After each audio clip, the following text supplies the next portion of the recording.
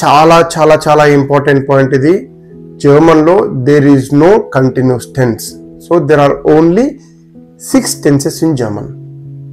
ఇంగ్లీష్లో out of 12 tenses మనం 3 మాట్లాడతామని చెప్పాను. Present continuous, simple past, simple future కామన్గా మనం స్పోకెన్ ఇంగ్లీష్లో మాట్లాడతామని చెప్పాం.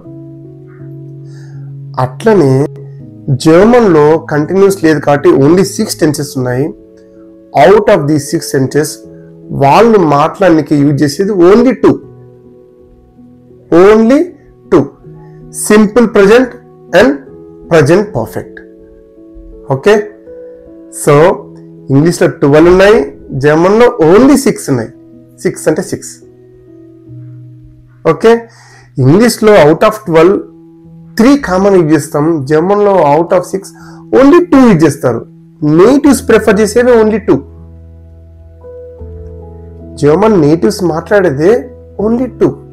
మళ్ళీ రిమైనింగ్ 4 రిటర్న్లో వాడుతుంటారు, లేదంటే ఇండైరెక్ట్ స్పీచ్లో వాడుతుంటారు, లేదంటే రిపోర్టింగ్లో వాడుతుంటారు, టీవీ రిపోర్టింగ్లో, న్యూస్ ఆర్టికల్స్లో వాడుతుంటారు. మాట్లాడడానికి స్పోకెన్ జర్మన్లో వాళ్ళు వాడేది only 2, simple present and present perfect.